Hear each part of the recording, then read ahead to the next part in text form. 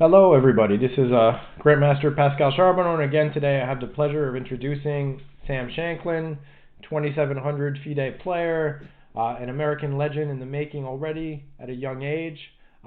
He is here with us today. Sam, what are you going to look at today? And I'm going to leave the stage to you. Thanks very much for being here.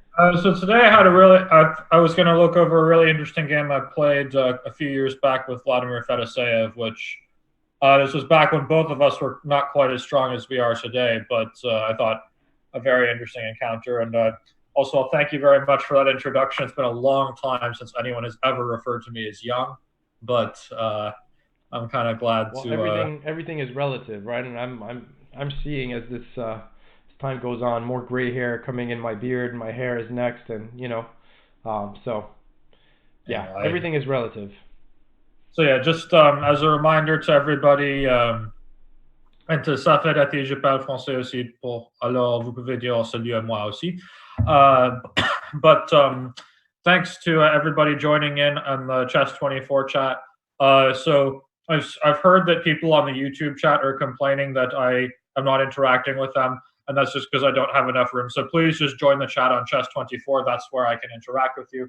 And again, I'll just say the same thing that I've said the last couple of times, which is that this is going to be a very boring hour and a half for me and for you if I just spend it talking into the ether and just sort of lecturing you without any kind of interaction. I don't believe in passive learning. You will only become a better chess player if you interact with the material and try to find moves on your own.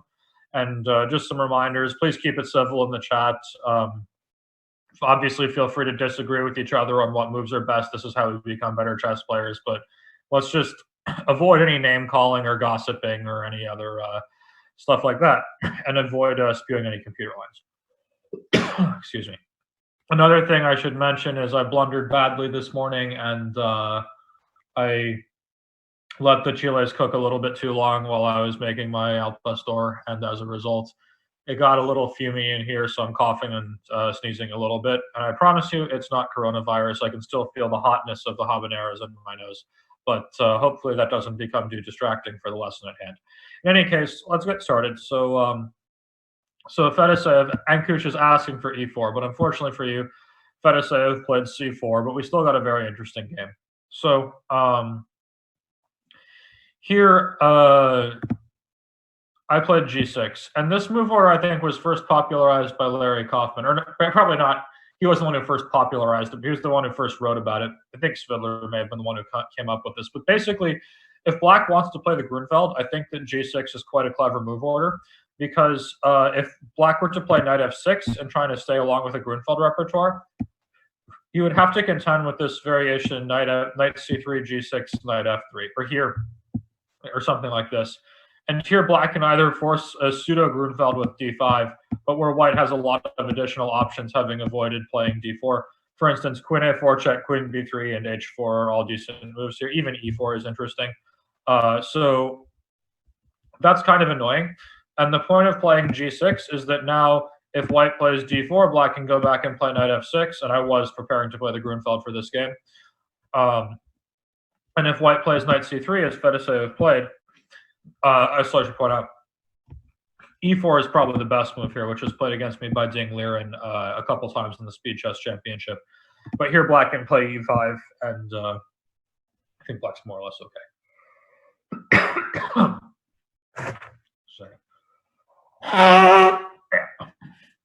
Sorry, guys. And so to Jello Baby, who says, flip the board if you're Black. I'm sorry, I don't know how to do that. I consulted with Pascal before we started. He doesn't know how to do that either.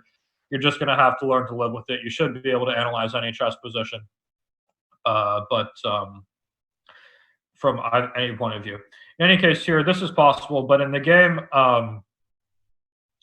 White played knight c3. And here we see that after c5, Black has reached a symmetrical English where he was able to play g6. And that's actually very hard to do. For example, like if Black were to have played c5 on the first move, and then White plays knight f3, it's going to be very hard to get to play a variation with both knight f6 and g6, because you're going to get hit by the Maroczy bind. Essentially, it's just because this move, knight c3, lost a little bit of time for White in something important. So for example, if Black were to play g6 here, he would have to be ready to play the Maroczy bind of the accelerated dragon, which is something I do not believe in at all for Black. And here, White got a Maroczy bind. While if black were to, like, say, play knight c6 first to try to stop d4, then after something like knight c3 and g6, you have to contend with this move e3. When it turns out the knight on c6 can be a bit vulnerable. For example, if you just blindly proceed along with your development with bishop g7, after d4, black is not in time to play d5, and white will be able to play d5 himself, getting a lot of space. So I quite like this move order with g6, because now once white has played knight c3, and now and only now we play c5, the point is that here white is unable to set up his Maroczy bind, because after knight f3, bishop g7, d4, chop, chop, and then knight c6, we're seeing that white is not in time to play both e4 and bishop e3, and he would have to potentially play something like knight c2 or e3 here, neither of which is a very intimidating move. So basically with this move order, black is able to comfortably avoid the Maroczy bind, which I quite appreciate. In any case here, what Fedoseev did was very interesting, and I was actually very surprised, because at this point, Fedoseev, this was the last round of the Spring Classic in 2017, and Fedoseev was in clear first by half a point. So a draw in this game was reasonably suitable for him. I mean, it's not like he just wants to force the end the game. We were about the same rating at the time, and he had the white pieces, so of course he should try. But he really went after me and took a lot of risk, which I quite appreciated. I really thought it showed great character on his part. So e3, bishop g7, and to Ankush 23, yes, bishop takes c3 is definitely possible. It's not the only way black can play, but it's certainly possible. So e3, bishop g7, d4, and then it went knight f6 and d5. So quickly, what we reached was some kind of a Benoni, where white was going to end up with a tempo down, because he will have to play e3 to e4. Now, the Benoni is already a very combative position. Now, it's probably a pretty good one for pretty good opening for white in general. But the problem is that here white's going to be down a tempo, which gives black a lot more counterplay than normal. Sorry, can we do d4 though after g6? So to get clad in mighty arms, yes, of course, white can play d4 in the second move after g6, but then I will play knight f6, and that's that will just transpose directly to the Grunfeld, which was what I was playing as my main repertoire at the time. So that wouldn't have bothered me very much. It just would be a different kind of way the game could go. So after knight f3, d6, bishop e2, e6, one of the main points here is that in the Benoni is that black often would like to exchange off the light squared bishop. So for example, if white were to castle here, black could very seriously consider chopping on d5 and then playing bishop g4, with the point that this light squared bishop is black's worst piece, and once it's exchanged, even if it means giving up the bishop pair, black usually has a pretty good position. So for example, if I were to play something like h3, bishop takes f3, bishop takes f3, and let's say a6, of course white, I don't want to say always, but in the Benoni, basically when black plays a6, white should by default be playing a4 and pressing the clock and thinking later. So a6, a4, knight bd7. And black can have a pretty harmonious setup here. He'll play queen e7 next to keep everything nice and secure. He has good pressure on the e5 square. And he can sometimes look to play rook b8 and sometimes even knight e8 to c7 later to try to push b5 through. And in general, I think black has a totally acceptable position. The big point is that here, black was able to trade off his white squared bishop. And if white could have, if you could imagine this position where white has a knight on c4 and black has a bishop on c8, it's very obvious which one of those pieces is better and who's going to be favored by the inclusion of these pieces. So in any case, in this game, Fedoseev understood that he did not want to allow this, and instead played, instead of castled, he played knight d2.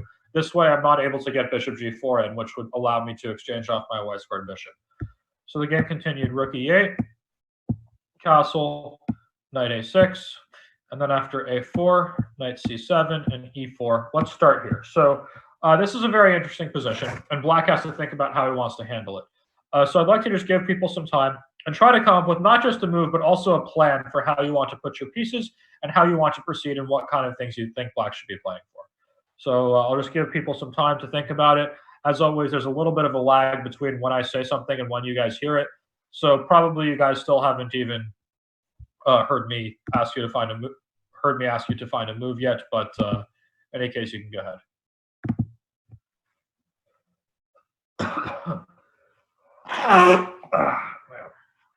These allergies are killing me.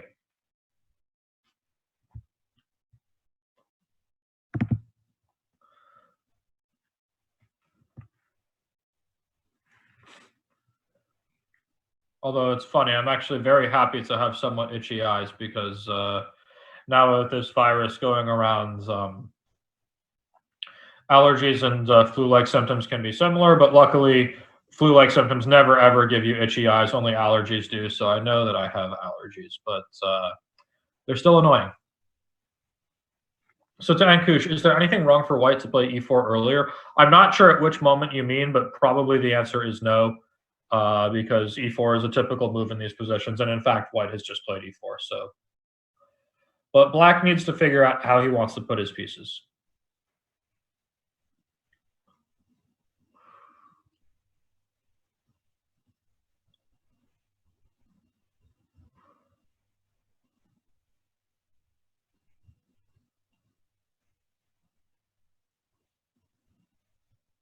Okay, so Undisputed 29 has suggested b6 to try to get the bishop to b7 or a6. I believe b6 is the best move, but for completely different reasons than what you have in mind.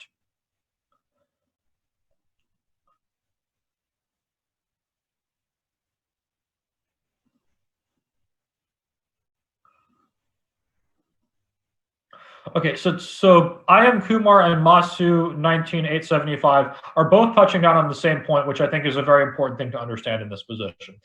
They're both sort of saying, why shouldn't we play e takes d5 either now or in an earlier moment? And I think the answer is it's all about this knight on d2. Basically, what white really wants to do in all of these Benoni structures, let's say black were to play e takes d5, c takes d5, what white always wants to do in all of these Benoni structures is get the knight to c4. This is what he really wants to do. And here that sort of becomes a possibility. Now, of course, white is not threatening to play knight c4 yet because the e4 pawn is hanging. But the problem is knight c4 will come at some point. So I don't know how black would proceed here. But white's about to play, say, rook e1, bishop f1, and then play for knight c4. And the problem is I think that before black can get b5 in, white is going to be able to attack d6. So let's say a sample variation. Let's say black were to play rook b8, rook e1, b6. I guess with this move, he is hoping to play a6 next. And then let's say white goes bishop f1 here. If black were to play a6 and we went knight c4, then after b5, black would have to contend with this idea of white dropping this knight on c4 into c6. And I think that's something that he'd be very concerned about. For example, after b5, chop, chop, knight a5, bishop d7, white can consider knight c6 here. He can consider bishop f4. And basically the whole point was that white was able to use this c4 square for his knight very effectively. And that's something that I was hoping to avoid. In addition, instead of bishop f1, white could also consider the move bishop b5, trying to gain a tempo on this rook. Again, another move that was made legal due to the inclusion of e takes d5 and c takes d5. So here already, I think white has a pretty nice position. This bishop is going to install on c6 and be pretty annoying. So the reason that I like b6 is that I think what black wants to do is follow up with moves like a6, rook b8, bishop d7, and basically put maximum pressure on the b5 square, but do so before he commits to taking on d5 so that there's not a convenient moment for white to play knight c4. So for example, the game can now continue rook e1 and a6. And here we're seeing that if white were to play something like bishop f1, if we were to play something like e takes d5, c takes d5, and rook b8, we would transpose the previous line when I found the move knight c4 to be extremely annoying. But instead, I would much rather for black just play the move rook b8 first. And because white can't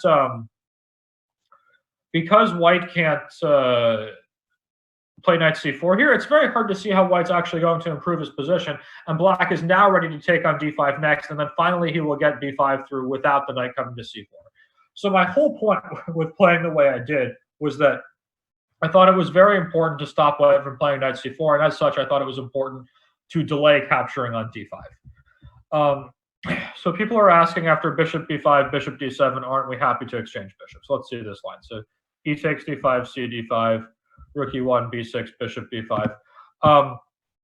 After bishop d7, in general, yes, you are happy to exchange bishops, but the problem is white is going to be able to abuse the c4 square faster than you can defend it. For example, following knight c4, here the threat of knight takes d6 is very real, and black should be very careful not to get crushed by it. So you'll probably have to try something like a6, bishop d7, and queen d7 to protect this pawn. When after bishop f4, it wasn't, the thing is, white wasn't exactly stopping black from playing b5 here. He's just smashing through in the center with his own play first before black can do anything useful. And here, black is probably going to have to play an extremely sad move like bishop f8. And already I really dislike his position. I think white is crashing through in the center, and he's going to get e5 before black will get b5. And as a result, I think white's doing really well. Again, all largely because of the c4 square becoming available. So I like that in this particular version of the Benoni, black is able to avoid capturing on d5. So, or maybe not avoid, but postpone it. Because here, as we see, when I played b6 and a6, which I did believe was the best way to continue, if white had played bishop f1, and then say he didn't play bishop f1, but if he were to, and I played rook b8, here I think my next move will be to take on d5. So the idea is definitely something that we want to do. I just think we have to time it correctly, and I think the best way to do that is to make sure that you can play b5 immediately afterwards and before white can bring his knight to c4. So I was quite happy with this idea. In any case, Fedoseev did not play bishop f1. He played the move a5. So we've talked largely about strategic themes in the previous moves, which are certainly an important element of the game. But with a5, white is now messing the position up. Now there's going to be some complications. So at this point, I'd like everyone to think for a little bit, calculate as best you can, and decide how black should proceed. And it has to be calculated accurately, but black is doing quite well if he figures out what to play.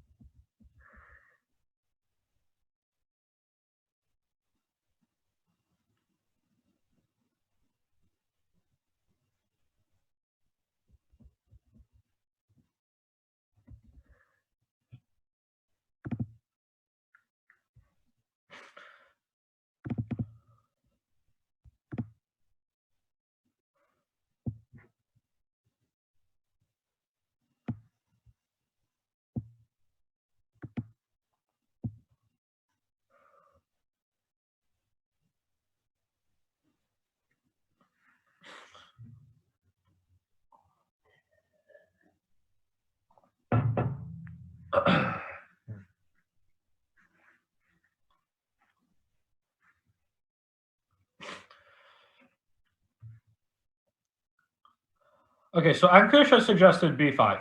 Now, b5 is definitely the move black wants to play. Anyone who has ever played black into Benoni is well aware that the move that you really want to accomplish, which often leaves you with a fantastic position, is b5. Now, after black plays b5 here, we will have we'll have a very interesting position because a lot of stuff is hanging, and this has to be calculated very carefully. So, to the people who want to play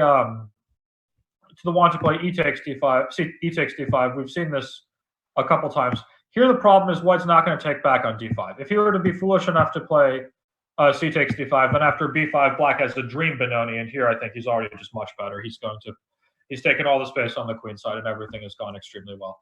But the problem is, I think that after e takes d5, white is going to include this move a takes b6, which comes with a very nice gain of tempo on that e6 knight. And then he's going to take on d5 next, when he will have quite a good position, I think. And this doesn't really look particularly appetizing to me. So that's a thought. But when we're thinking about it, what we really want to do, in a perfect world, black could play b5 here. This is what we want to see. The question is, can we do it? Because when we play b5, we're putting that pawn on a square where white controls it more than black does. So you have to calculate very carefully the consequences of b5 and if black can get away with it. Because if he can, you certainly want to do it.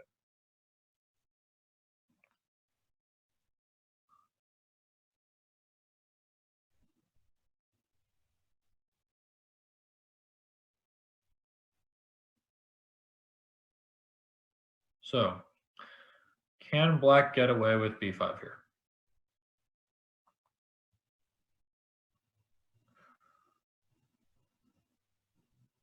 So Jello Baby has suggested rook b8, but I don't love this because as soon as white is able to play b takes a6, a takes b6, this significantly worsens black's pawn structure, and it forever loses. Well, sorry, I can barely speak English. It forever stops him from playing b5. So if you have to play rook b8, you have to, and this isn't the end of the world after something like this. It's possible black's still okay. I'd be a little bit worried about something like knight b3 and then knight a5 coming with the weakness of the c6 square, but this probably isn't that terrible. And someone is saying that in the event of e takes d5, c takes d5, and then knight e6 to d4 isn't that terrible. Fair enough, it might not be, but I'm not actually sure. For example, after, say, c takes d5 now and knight d4, let's say I play... oh boy, my phone is going off and it's not going to shut up until I pay attention to it. Okay, I managed to make it shut up. Okay, so here, let's say after bishop f1, I think black really wants to take this pawn on b6. I don't think he can really tolerate it if it stays alive and white is able to defend it. But after queen takes b6 and then knight c4, and black's queen will have to retreat, and then bishop f4 comes next. This knight on d4, well, it looks very nice, but I'm not actually sure what it really does. Like, let's say the game continues queen c7 and bishop f4. And black is forced to start making passive moves like bishop f8 or rook d8, and then e5 is going to come. And basically here, the way I would interpret this position is black has a horrible position and one really good piece. And the question is black's fantastic knight on d4 enough justification for everything else in his position being really lousy with e5 on the way and all these problems to solve? And I think the answer is going to be no. I don't think that knight on d4 does quite enough. So the real question is, can we get b5 in? And maybe b5 isn't the only thing black can think about, but if it works, you definitely want to play it. So, okay, sorry, someone was saying in this variation there was queen b3 for black, but that will lose the d6 pawn, and that's going to be very bad news. Here, after queen takes b6, knight c4, I guess this was the moment where you were curious about queen b3, but in general, I would say that I think 99% of the time that you lose your d6 pawn in the Benoni, you lose the game. And this, I think, is one of those cases. As soon as knight takes d6 happens, this game looks finished to me. So going back, so someone is asking about b5, and then let's say d takes e6. And then here, first of all, it should be pretty easy to see that if a takes b5, or c takes b5, and white takes the pawn, here, after e takes d5, black has a good position because he's equalized material and taken the pawn back in the center. But the real question becomes, what happens if white takes on e6? And here there have been a couple of suggestions. So first of all, someone has offered a very interesting idea, b4, with the point that black is going to temporarily sacrifice a pawn and hopefully get e4 later. And the question is, how bad is this for black? But I think, unfortunately, the answer is it's pretty bad. Let's suppose I take on f7, king f7. And again, all of this is just me. I never use the computer when I teach, so it could be that I'm wrong at any given moment, but you want to be able to, you want to be able to interact with a strong player, not with an impossible entity that no human could ever replicate. So here, after b4, the question then becomes, well, I think here, if black doesn't take his pawn back, I think he's just going to lose without much of a fight. So he's going to have to take back on e4, and I'm going to keep that in mind when deciding where to put this knight. But I'm thinking I should probably go to a4. And now after knight takes e4, I have lots of things I could consider. I could consider, for example, knight takes e4 and then knight takes c5, trying to gobble a pawn and making use of the pin on the d file. Although then after rook d4, black might be okay. But most natural to me looks like simply bishop f3, when I think black now is completely forced to take on d2 because otherwise there's going to be he's just going to lose material. Now, excuse me, after taking on d2, here, white could consider taking on a8, but I think much simpler is to just grab this one back. And here, I think the problem is white's going to play bishop f4 next move, and I think his position is simply better. I mean, black equalized material, but there's a lot of pressure on this weak d6 pawn. with this diagonal, and so for example, after say rook b8 now and bishop f4, or maybe even rook e8 first and then bishop f4, we get something like this. There's going to be a lot of pressure on the d6 pawn because of this well-placed bishop on f4. In addition, it's going to have trouble ever moving, both because the d5 square is firmly under white's control and because the c5 pawn needs protection. So I think this has sort of gone wrong. And here it looks to me like white has a pretty good position. So I am Kumar is suggesting that after d takes e6, black should instead play f takes e6, so that after c takes b5, at some point you can play d5 with a big center. But I'm skeptical of this as well for a couple reasons. But let's take the most basic one. If I go ahead and grab the material. Here, I don't think you can play d5 now because after b6, your knight gets trapped. So you'll have to take on b5 first, and then after knight takes b5. I guess if you want to play a plan with d5, I would think this is probably the best moment for you to do so. But I don't think this center is that fantastic. It's not like it really does that much right away. And let's just say I take on c7 and then play a6 to get myself the most dangerous pass pawn possible. This bishop on c8 is still badly restricted, and I don't really see how the center is going to do that much for black. Maybe this is playable, but I think there's a better option. So let's put this position after d takes e6 on the board and see if we can figure out how black should respond in this position, because I think he has a better move.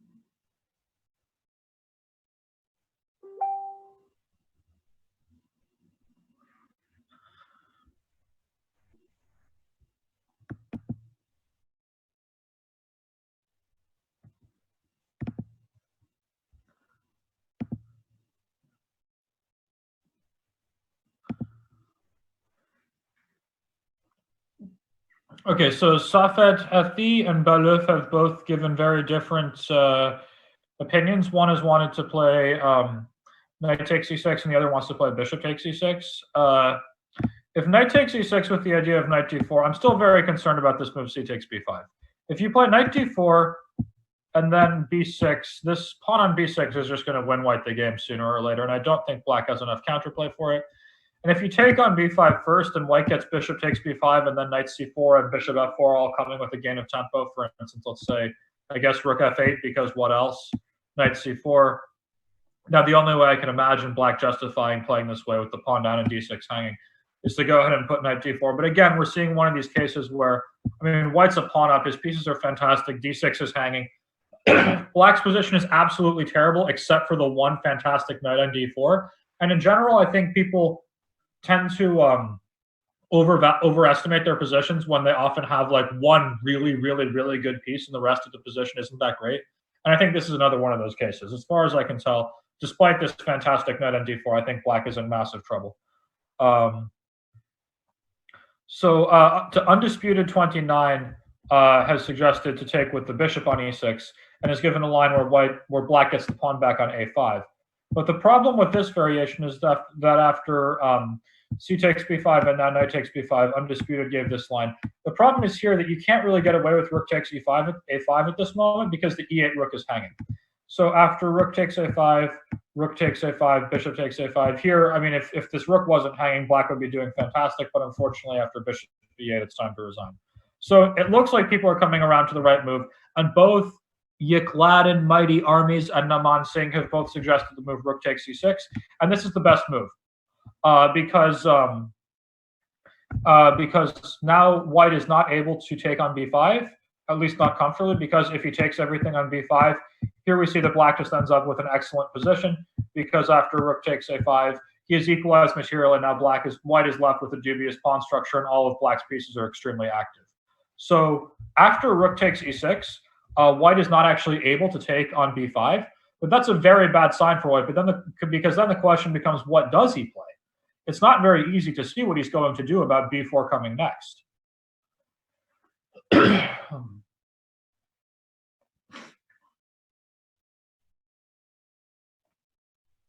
So in the game, after a lot of thought, white, probably realizing he was a bit worse here, tried knight b3, which makes some sense because he needs to develop this this c1 bishop somehow, and now he's hoping to make use of this subtle threat, or maybe not so subtle threat, of taking on c5. Now black has more than one route to a good position here, but I just like to see if people can suggest a good way of playing and try to actually calculate a line for a few moves. Don't just give one move here, because this position is sharp enough that you're going to want to really be calculating.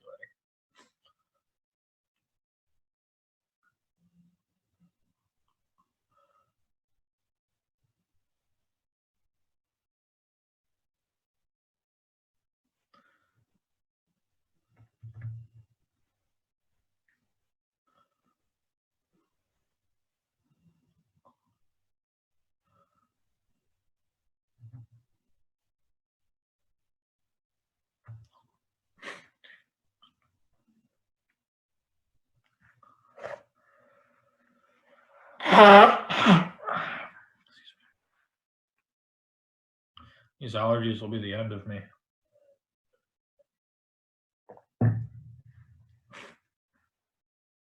And to Jello Baby 02, yes, I believe a5 was not the best decision, and that this was poorly calculated from white.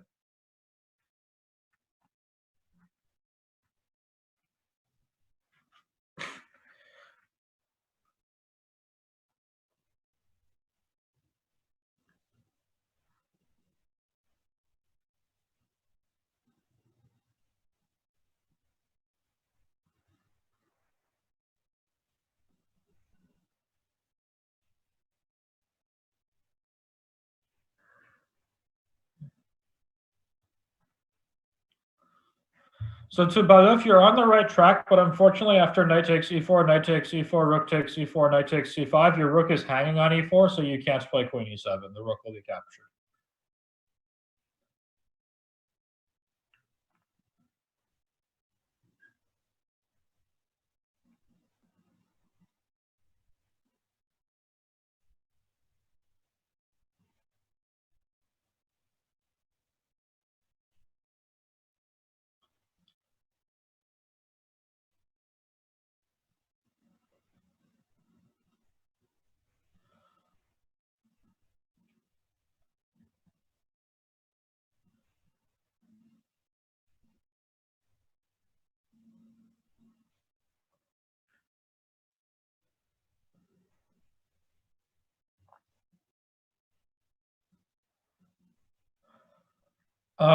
So to Naman Singh, I believe b4 is the second best move, and black is a little better. It's certainly not a bad decision at all, but I think you can do better than that.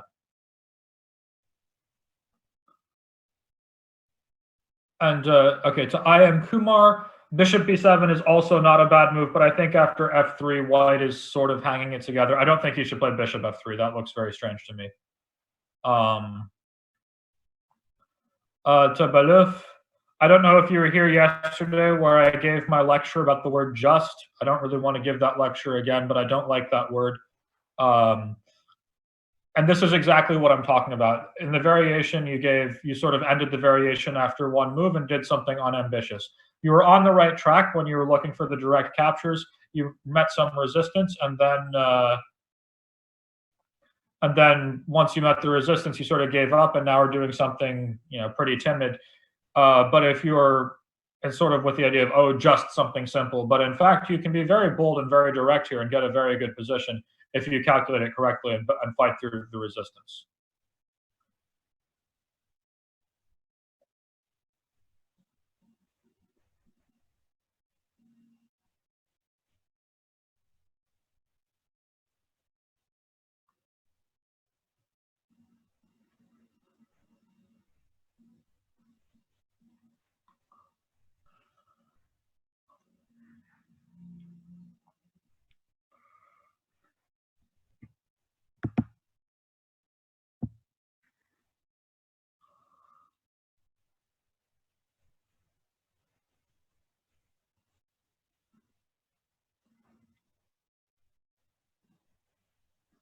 All right, so the most critical move here, the move that black really wants to accomplish, is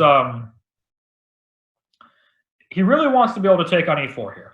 That pawn is undefended. That's a very important critical central pawn that opens up the long diagonal. If black can safely get away with taking on e4, or if the complications after knight takes e4 work for him, he definitely should do it. So the first move you should be considering is knight takes e4. Now, following knight takes e4, knight takes e4, rook takes e4, you're up a pawn, but stuff is going to start hanging on c5 and b5. And then you have to calculate if this works for you. If it does, you definitely want to go for it. Okay, so Ankush23 has pointed out that knight takes e4, knight takes e4, rook takes c4, knight takes c5, black can then play rook d4. And indeed, black is winning. Let's put this on the board. Knight e4, rook e4, knight c5, and rook d4. And here black wins because he has broken the pin with a gain of tempo, and now is ready for d takes c5 next, while if white were to try to retreat the knight, there follows b takes c4, and it's time for white to resign, and we've won a very nice game. So knight takes e4, we can clearly see that it's not going to work so well for white to take on c5. So I went ahead and took on e4, but unfortunately there's still, white it doesn't have to just resign with a pawn less now. He starts with the move c takes b5.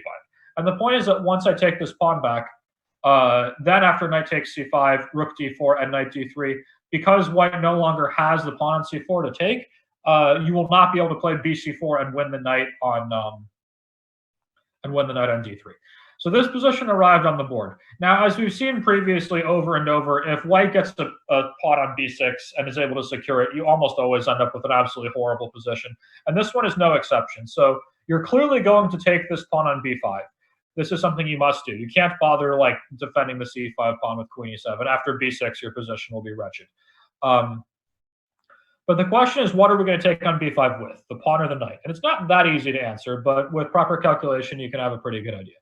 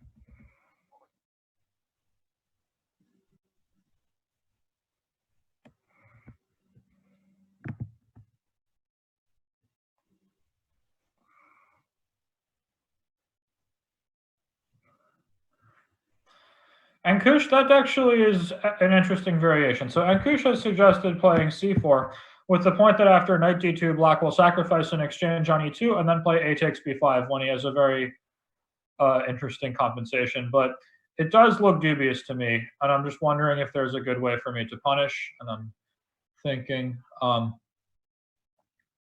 not seeing anything that fantastic for white. This doesn't look stupid at all for what it's worth. And after knight d2, rook takes e2. I don't know. Probably white's actually in good shape, specifically because I think if black were allowed to play like knight e6 next, I think he'd have very good compensation, because then he could start playing d5, d4, d3. He would have good pressure on the a5 pawn, and the bishop on the long diagonal would be fantastic. I think the problem is white is getting this move queen e7 first. And I think he will invade on the open e-file just one tempo before black is able to solidify with knight e6. And as a result, this position looks pretty good for white to me. So I don't think this is going to work so well. So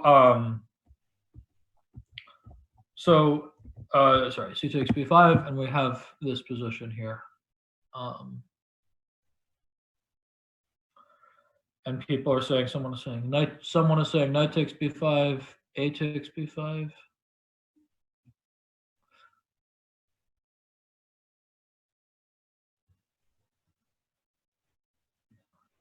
for what it's worth, guys, keep in mind that no matter which way you take this pawn, with the A pawn or with the knight, in both cases your C pawn is dropping off the board next move.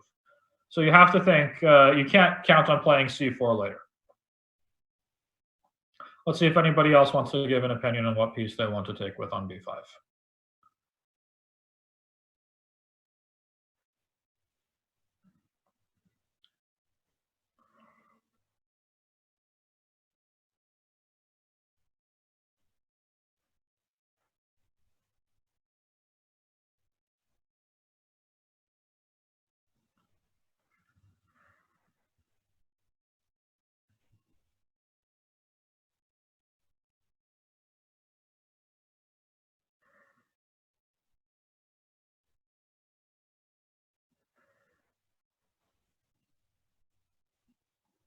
So Naman Singh, after knight takes b5, if you think queen d5 is a problem, there's actually a way for black to get out of it there. Queen d5 doesn't work for white.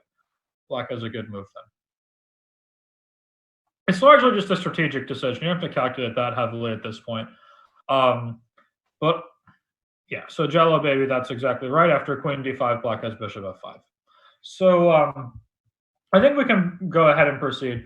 I think black should take with the knight on b5. It's largely a strategic decision, but if you take with the pawn on b5, you give white a passed pawn, and if you take with the knight on b5, your knight is getting closer to the center, which I think is something you're very happy about.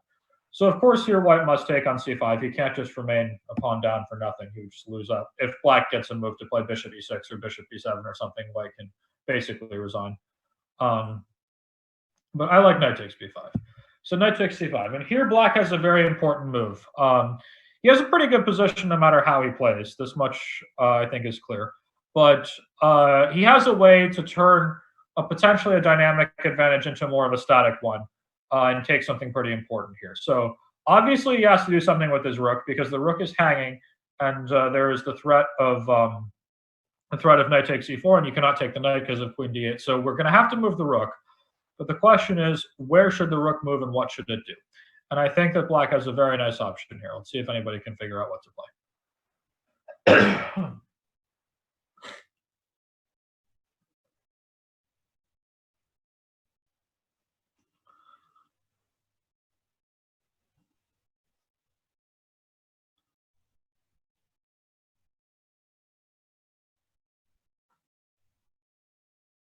And try to follow up your move with an actual variation and a reason behind why you want to make the move.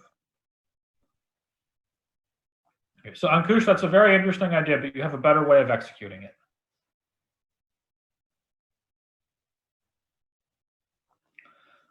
So Al-Wazir, please follow up your move with how you can think the game will continue after that.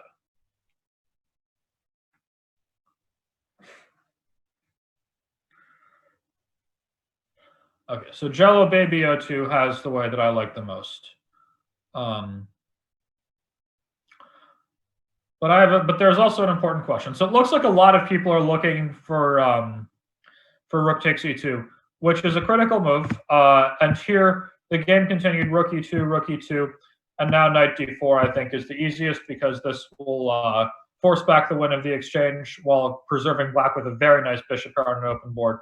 But it's important to figure out what's going on if white takes on e2 with the queen. This because now after d takes c5, black is up material, but then there is check on e8. So the question becomes, is this playable for black?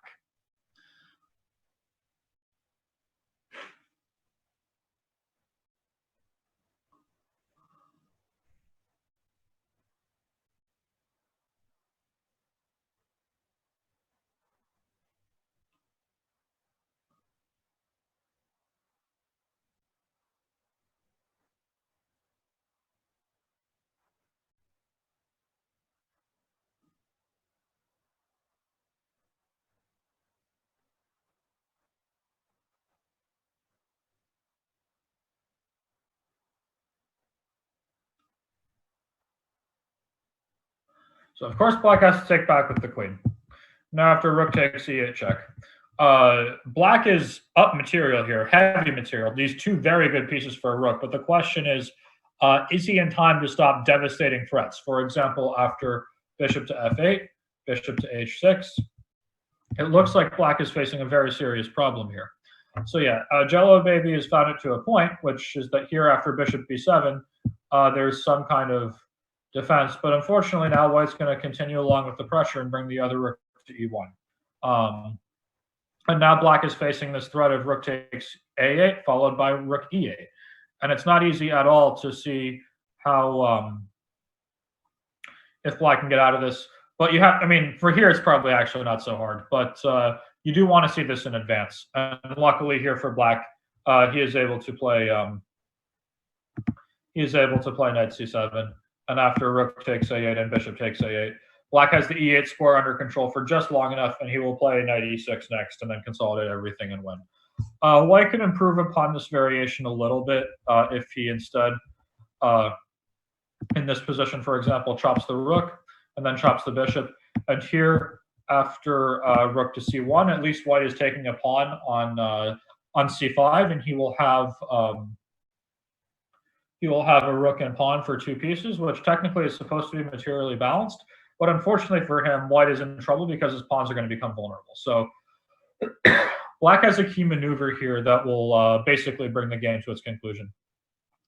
So Ankush, knight d6 is fine. I think that knight c7 is a little bit stronger because the knight really belongs on e6 where it defends the c5 pawn, and it has a secure square. I think black's winning after knight d6 too, but I think knight c7 is just more natural and gets the knight to e6 where it's on its best square. But here, let's see if you guys can figure out what black should play in the next couple moves to improve his coordination to the maximum and really punish white.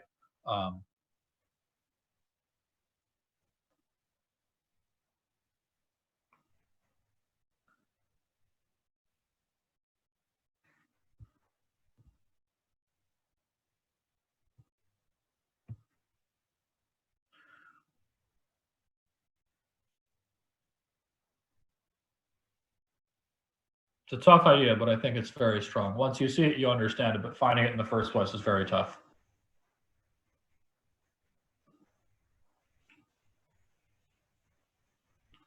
So Yakladin Mighty Armies, king e7, rook c5, king d6. That's extremely natural. And it's not terrible, but black has something much stronger. I mean, black's much better there in your variation, but I think he can do something significantly more effective.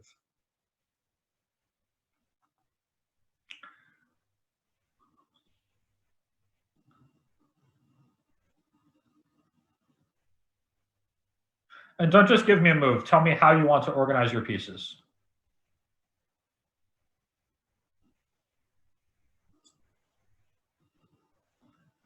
All right, so Engelbert's got it.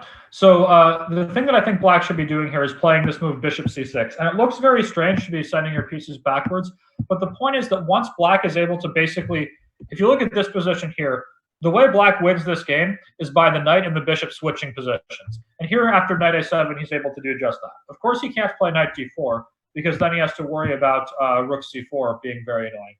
But by starting with knight a7, white has no immediate tactics. And the problem is black's about to play bishop b5 and then knight c6. And no matter what happens, white is going to have to either lose his pawn and just have 2 pieces against a rook, which should be pretty routinely winning, or he's going to have to put his rook on a very passive square. So for example, white could play something like b4, and after bishop b5, in order to save this pawn on b3, white's rook is going to have to end up going somewhere pretty stupid. He certainly can't do it along the 4th rank. He's going to run out of squares very quickly. Like here after rook e4 and f5. I mean, here I guess white hasn't run out of squares yet, but I don't think this rook on f4 is any less stupid than it would be on b2.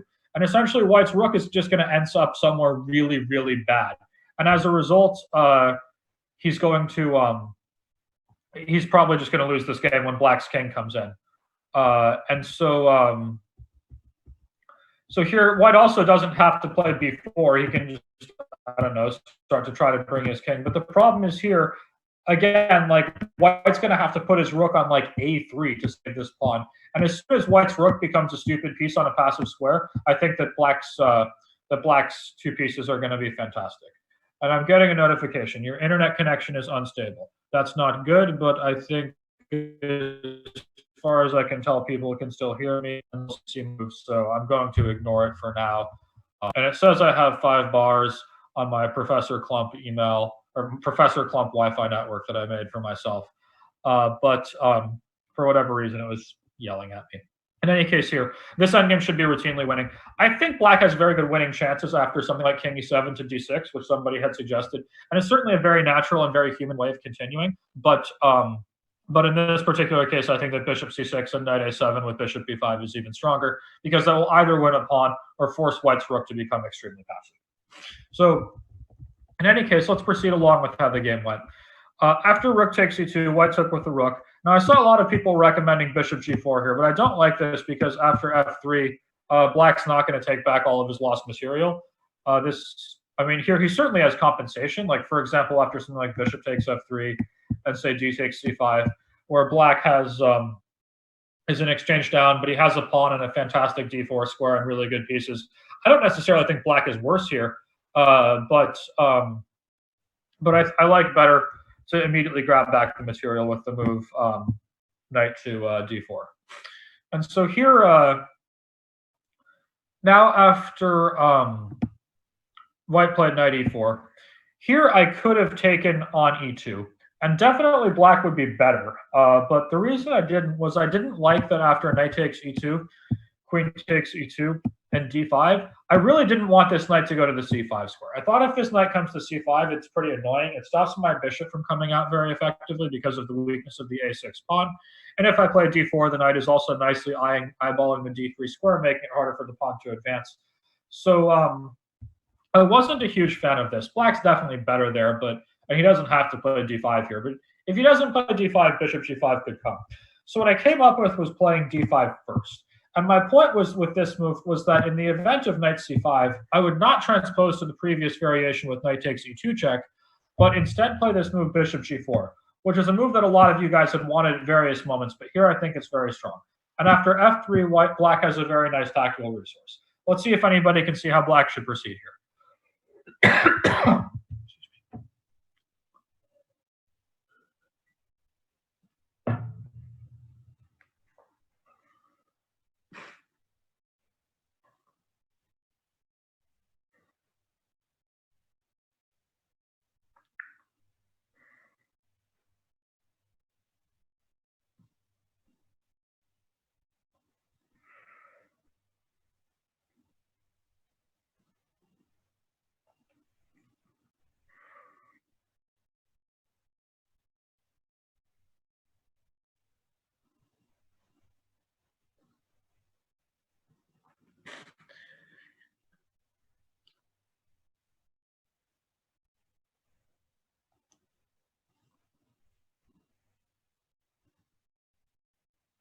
Okay, so a lot of people are suggesting knight takes d2, queen e2, and bishop d4, which is close, but I'm not sure this is quite best.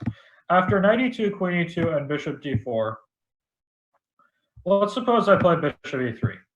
How is black going to proceed here? It looks like a lot of people want to play queen e7. And now if I go rook e1, I'm not sure how black is going to really punish me to the maximum.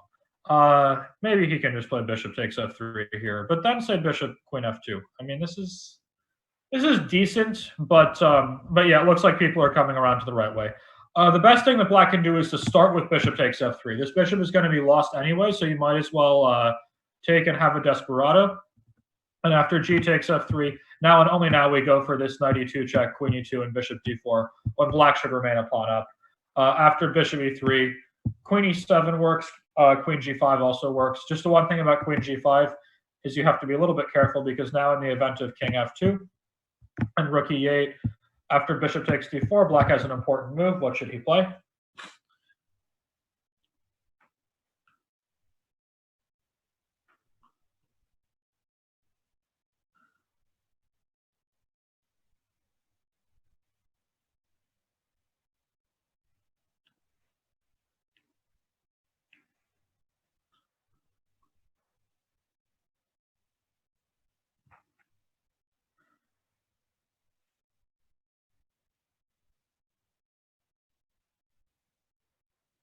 Let's see.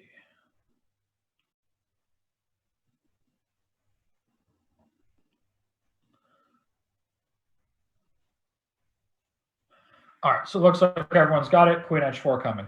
Yeah, it's important not to take on e2 directly because then after king takes e2, white's going to be winning. He's got too much material for the queen. But to include the in-between move, queen h4 check first, then the bishop on d4 is going to hang. So for example, after king f1, rook takes e2, king takes e2, and queen takes d4. It's all over but the crying, and white has to resign. So this is very convincing. In any case, this is clearly a position where that knight would rise. He found this very clever idea.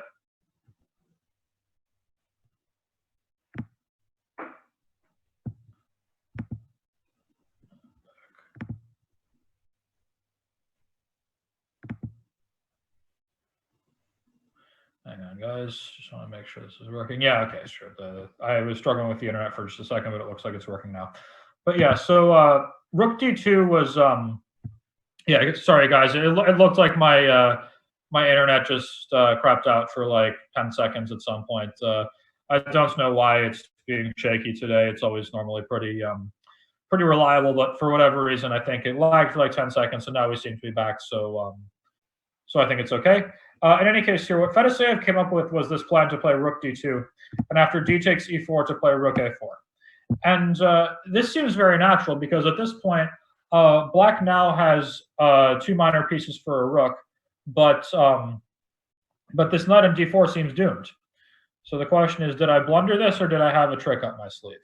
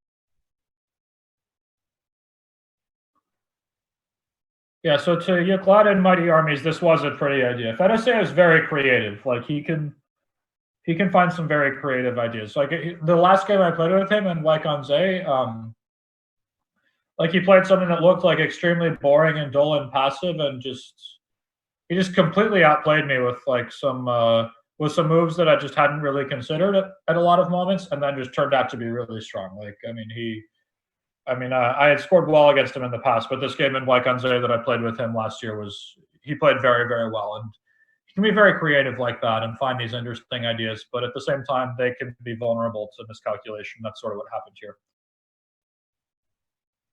All right, so to Jello, h1, bishop h3 later, but let's start with the move queen takes f3. What should black do now?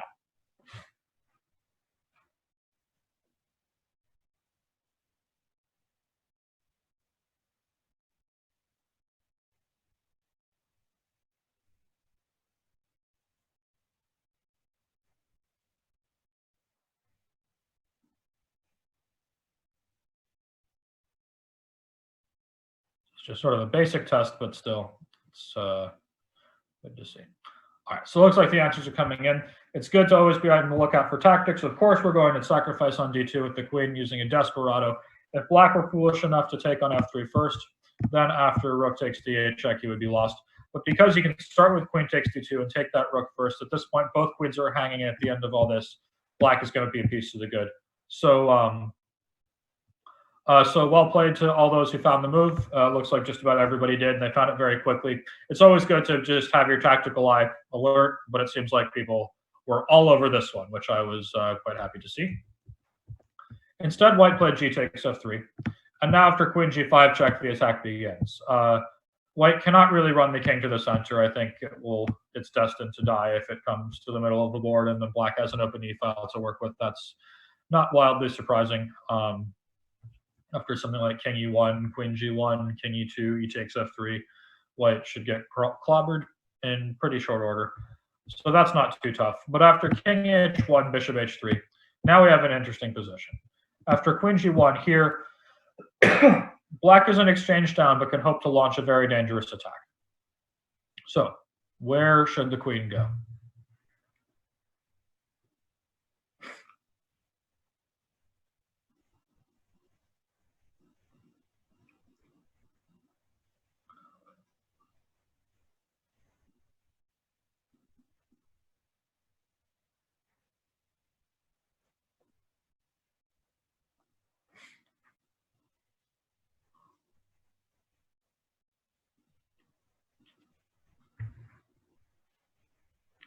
Yeah, to Ankush, rook c8 would be fantastic, but unfortunately it doesn't work because the queen will come back to g1. All right, so Jello Baby wants queen h5. Let's see if anyone else has. Queen b4, I don't understand. Queen f5 from I am Kumar.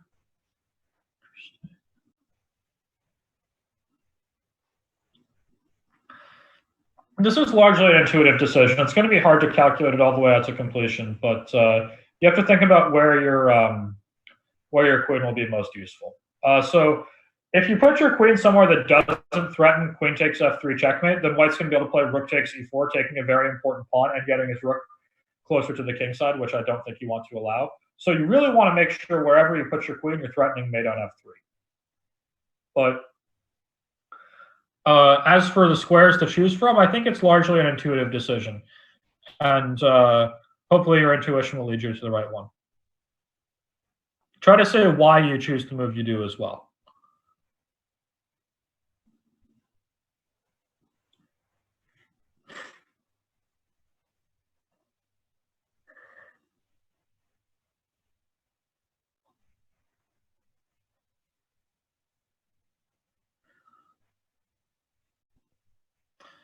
So to Anand MP, it's black to move. If it were white to move, I'd hope you could find a pretty good one without too much difficulty.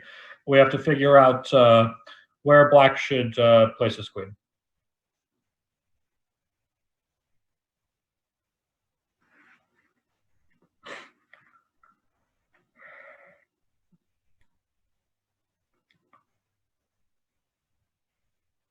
F5, queen doesn't hang after rook check.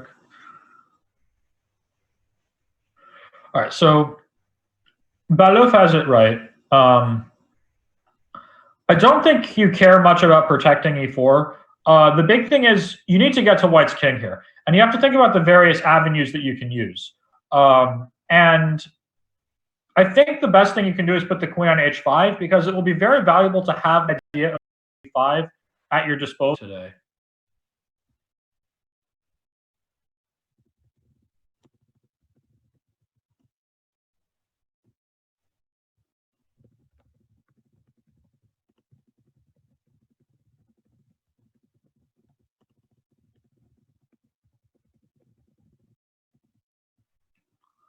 Into b1, but come on, don't do this again. Hang on.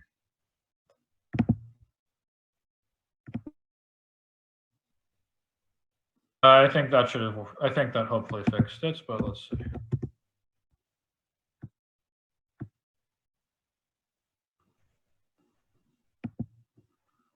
All right, yeah, okay. Sorry, I think that fixed it. But yeah, here maybe this is possible, but not sure. In any case, it's better to put the queen on h5, and we'll see why. So let's suppose white were to play the move queen d1 here. This is how the game proceeded, but and we'll come back to this moment again. But what should black play now?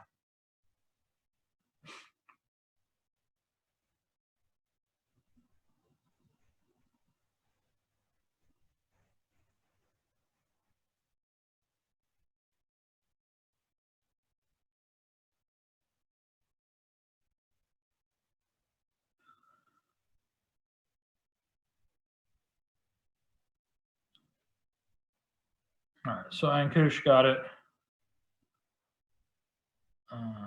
I am Kumar. That's not that convincing, but Ankush has a better move. –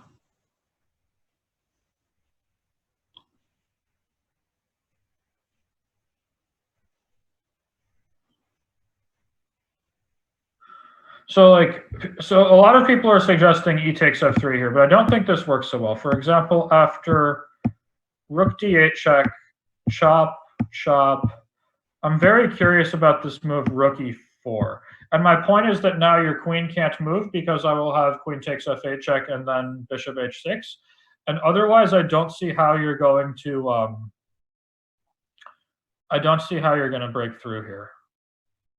I mean, maybe you can just play king g7 or something, but I also can at any moment play queen g5 and try to get the queens off the board. This is not really the way we want to be going. But bishop e5 is a very nice move. And here we're seeing the key difference between the queen being on f5 and the queen being on h5, which is that white can't go play a move like rook takes e4 because the threat of mate on h2 is very strong. If black's queen were on f5 here, I would think rook takes e4 should keep everything sort of under control.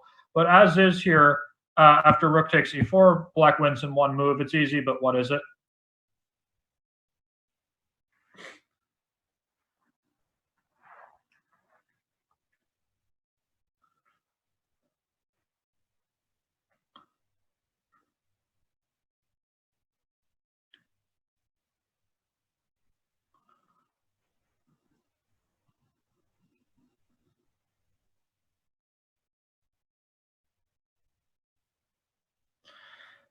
All right. So Ankush got it. Jello baby, not quite. Then white's king will run to safety. Be careful here. So a lot of people, it looks like, are suggesting this move bishop g2 check, which I think is ineffective because white's king is just actually going to run straight to the safe zone. As soon as white's king gets to e2, you will no longer checkmate him, and now you just lose because you're down material. But somebody else found the right idea, which is to play bishop g4 instead, because now black is threatening both bishop takes f3 check and queen to h2 with mate to follow, and white is losing a catastrophic amount of material here. I mean, I don't even know. He's not losing material. He's just going to get mated. I mean, there's no way out of this one. I mean, king g1, for example, queen takes h2, and then let's just take everything and give mate while we're at it, take, and then queen h1 with mate at the end. But this bishop g4 resource was available specifically because black chose h5 for the queen instead of f5, which I think was a very good decision because you want to be looking at this weakness on h2. Now, queen d1 was complacent, and that let black win very easily. Let's suppose white instead played the move queen g3, which a lot of people were struggling with and believed was the best move for white when they first reached this position. How should black respond now? He has a very nice move.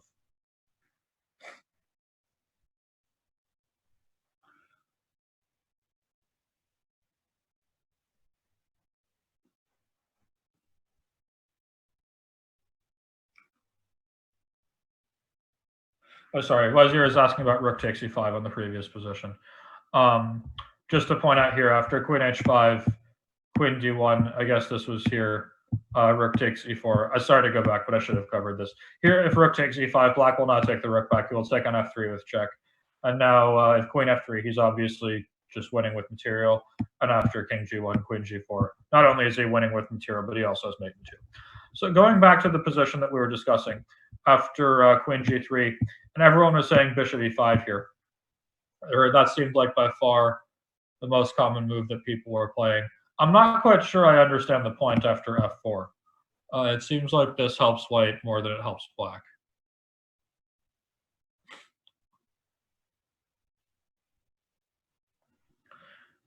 In addition, actually, after bishop e5, I'm curious if I can play rook d5 as well.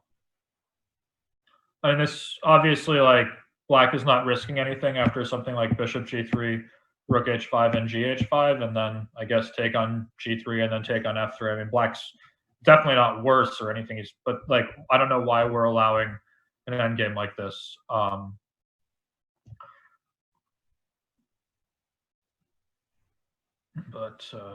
Okay, they want to play f4, rook c8. That's the big idea. But even still, after rook a1, I'm not that convinced by all this.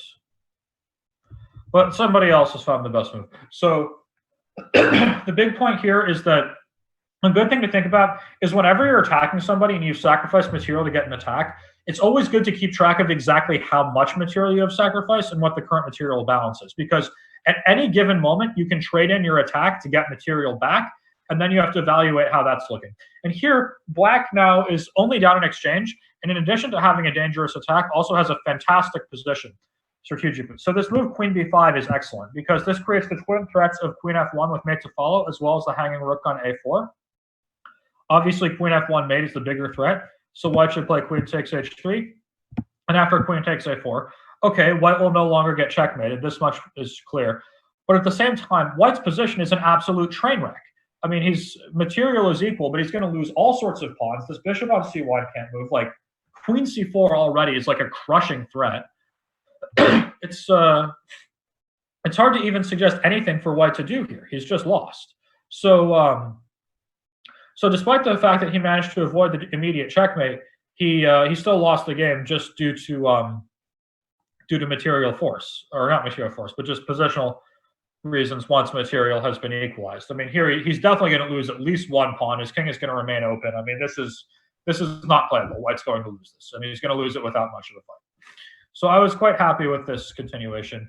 As mentioned, instead, white played queen d1, but after bishop e5, a move I assume he must have missed, there's not much more to say. The threat of bishop g4 is absolutely colossal and can't really be stopped. Fetisseyev tried rook a3, but after bishop g4, he had to play queen g1 to stop mate, and then after bishop takes f3, and we reach this position, chop, chop. And here I probably could have mated him if I kept the queens on with queen f5 and kept the attack going, but I didn't feel the need. Again, winning is winning. You don't need to just give checkmate. I mean, here I cashed in my attack. I have an extra pawn and completely winning endgame after rook c2 and king g1 and bishop takes b2. And with two pawns up for absolutely nothing, there was nothing more to say. I won this very, very routinely. So I was pretty happy with this game. I was expecting this to go a little bit longer than it did. So with that in mind, I'm actually going to cut the game here. Well, I mean, I have to cut the game here. The game's over. But you guys found all the tactics much quicker than I was expecting. So that leaves me with 15 minutes of lesson time that I hadn't accounted for. But that's fine because I have an interesting position for us to look at as well, which I thought might come up in the previous lesson. So I'm going, unless anybody has any final questions or comments about this game, I would like to kill the position and set up something new for us to look at.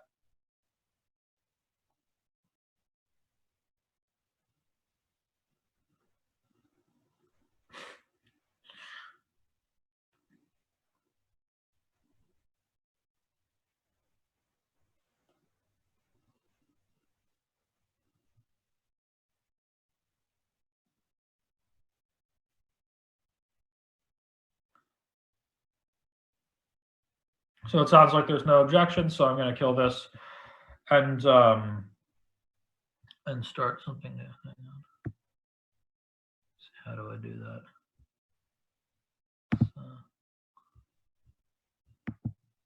Settings? No. Sorry, guys, I'm new to this. You got to cut me some slack here. This is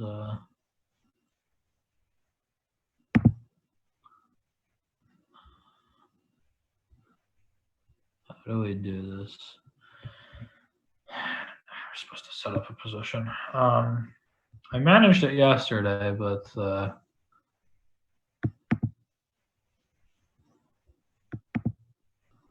man. Okay, sorry guys. I'm still getting used to this program. Settings. Hey, Sam, it's Pascal here. Yeah. How do you set up a new position? Yeah, so there's an icon on the live chess viewer, like it's somewhere under the board window, but the way I see your screen, I don't actually see it.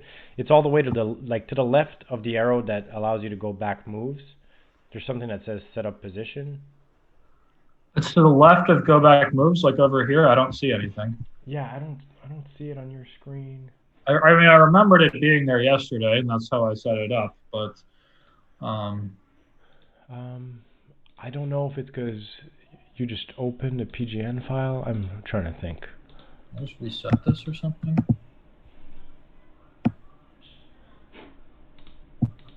I can do something else. I was going to set up an endgame, but I can instead do like something from earlier in the game if we prefer that. Yeah, I don't know. I mean, for me it shows up to the left of it, but I don't see it on your screen, so I'm not sure why. Yeah, I've had it there. Yes, I've had it there before, but Okay, so Maybe so guys, we're try one thing actually. Try to make your sure. window, like the window of your board, Yeah. bigger. Okay, like this. Oh yeah. Okay, there we go. Okay. Now we're talking. So now make it, and after that make it smaller again because I won't be able to see it otherwise. But you can first set up the position. Now we're talking. Okay, so cleared board. Okay, so let's start with. I feel like I'm Morgan Freeman in these scenes, you know. There you go. Okay, so that should be fine. All right, guys, sorry for any technical glitches, but here we have a very interesting technical endgame here that that I'd like to discuss. And this one I've seen in a couple books before, but it's pretty rare. Still, it's very valuable to know how to win it because and it's helpful to understand how and why to figure this position out. So, has anybody ever seen this endgame before? Let's say it's white to play. White is winning here, but he has to know how. Has anybody ever seen this endgame before, or thought about how white's supposed to proceed here?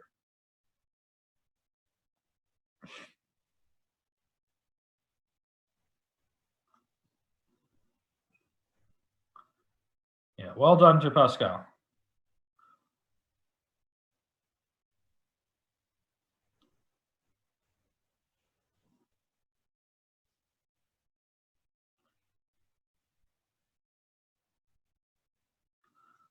Okay, so someone has seen it, but most people haven't. So here, what we basically have, this almost isn't even a chess game right now, but rather a logic puzzle. It's pretty clear. What white needs to do is, all he needs to do is get his king to the f file, like play a move like king f6, without allowing black's king to the h file. So what white needs to basically do, if white could play king f6 here and hit the clock, this game is finished. It's immediately over. So for example, if we just have the same position and we'll just like waste a couple moves. And then let's say black was goofy enough to move the bishop off of this diagonal and allow you to play king g6, which allows you to cross the g file and then get to the f file while simultaneously keeping black's king cut off. Then this game is just over. After check and king f6, we're going to go h5, h6, h7, and then piece of cake.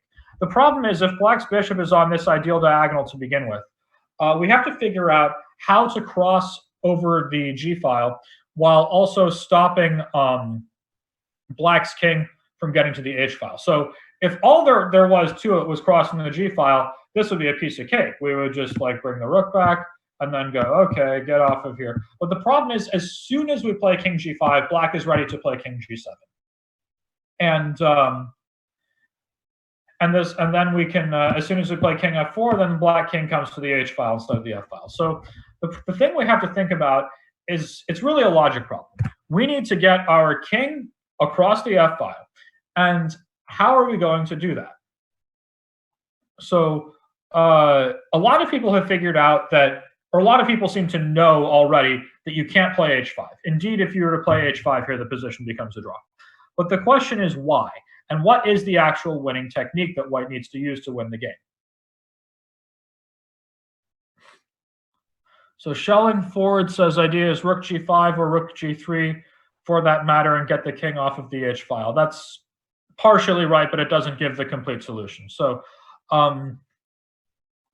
a good way to think about this, Anand MP, I'm guessing that means you want rook g5, king h5, and then king g4 to f4. Probably not king h4 to f5, but there's a very valid idea. White can play rook g5, and his plan with this move is he wants to use this newly available h5 square to run back king to g5, h5, and then g4. So again, if black were to fall asleep at the wheel here, he would just lose to this very simple plan of bringing the king to g4. Unfortunately for you, that's not going to work so easily because at this point I'm going to play king f7 instead of bishop d3. And now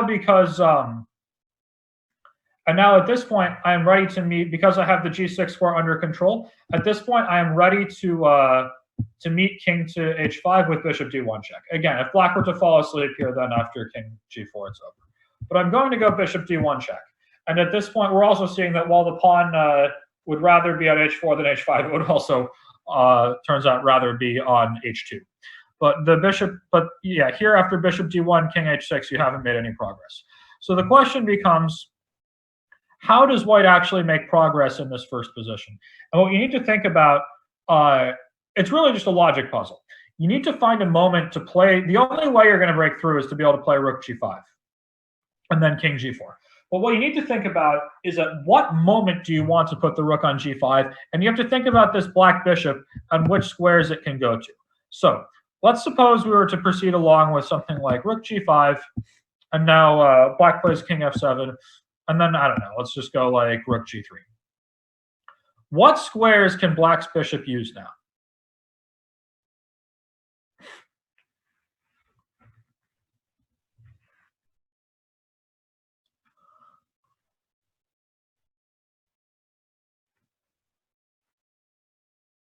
Can the bishop go to e4?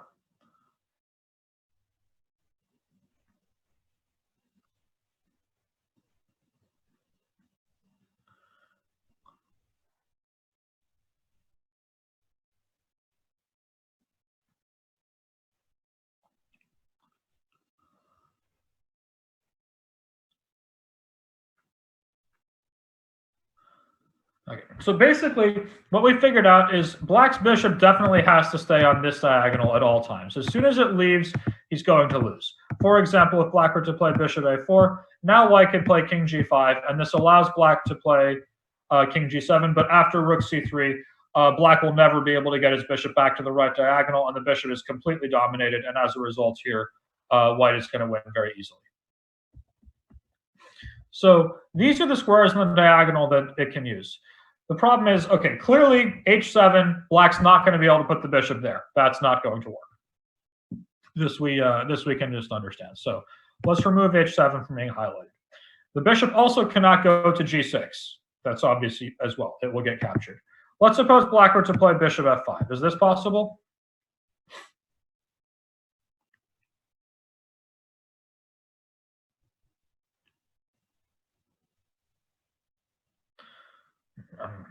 Yeah, looks like people are getting this right. No, this is not possible because white's going to play rook f3, pinning the bishop, and now just, I mean, at some point, black is going to have to make a move, and then immediately white will get king g5, and it's over. So, and as well, I.M. Kumar has pointed out, so here we're saying that the bishop cannot come to f5 either. And I.M. Kumar has pointed out that the bishop cannot come to e4, because if the bishop comes to e4, then white is going to play king g5, and then and then he's ready to play king f4 next. And now black, if he tries to get to the h file first before he gets cut off, then king f4 comes with check, and bishop g6 is met with h5. So at this point, the bishop can't come to e4. We quickly realized that this bishop is actually only restricted to 3 squares along this diagonal from b1 to h7. Now 3 is quite a few. And the rook cannot control all 3 squares at the same time, which is a shame. But we can run this bishop out of squares, because one of these squares is actually not that great. Between b1, c2, and d3, one of these squares has a large flaw. Which square is that?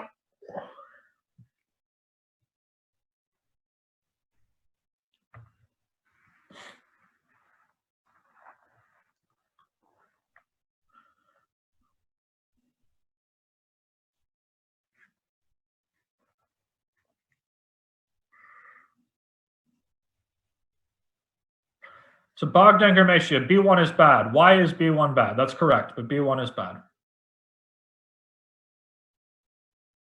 Right. So the problem with putting the bishop on b1 is that then if the bishop comes to b1, white is able to play rook g5 and king h5, and then at that moment, black will not be able to give a check, and the white king will get away. Exactly. So Ronald Dennis, the bishop cannot go to c0. The problem is here, for example, black is free to play bishop b1, and because white's not threatening to play rook g5 and king h5.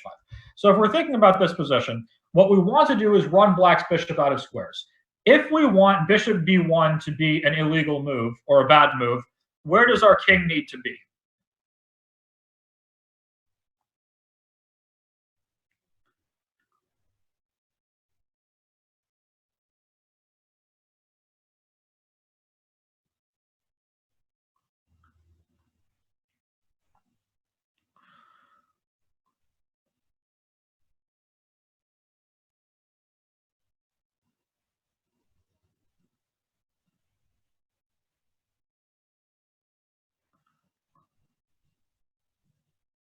Yes, we want our king on h5. So let's play king h5 here.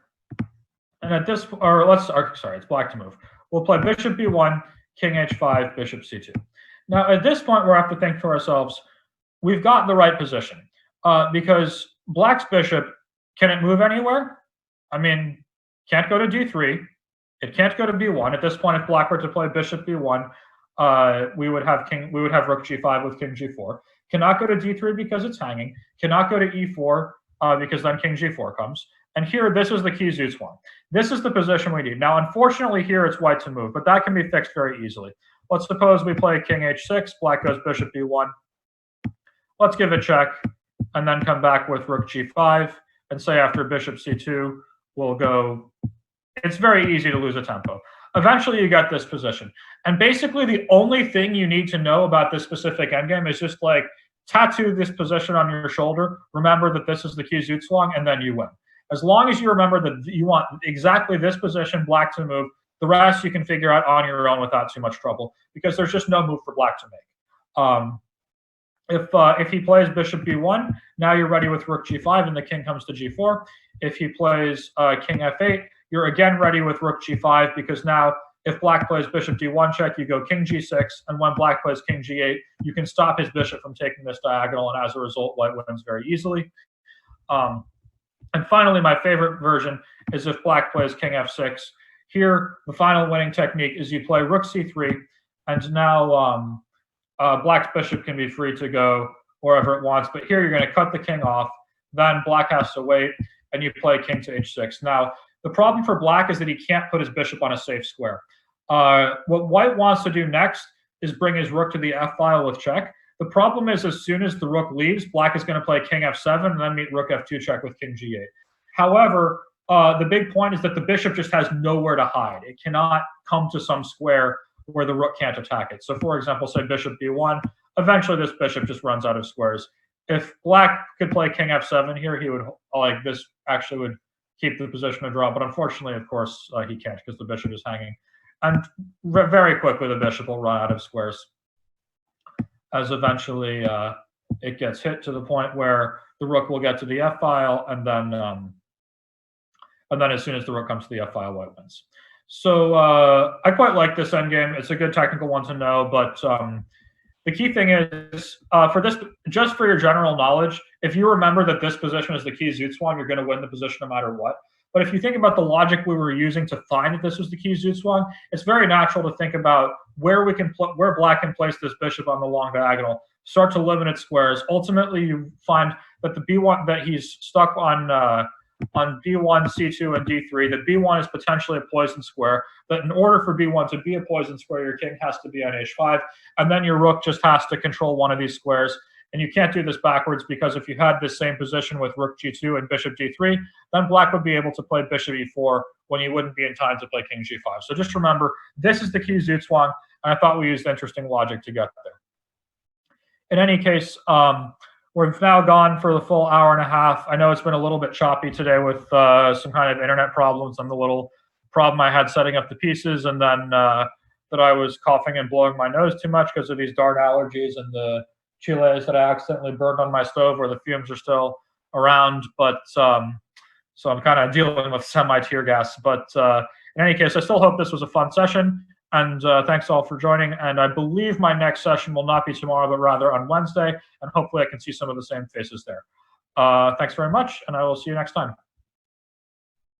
Thanks very much, Sam. I'll turn off the audio now.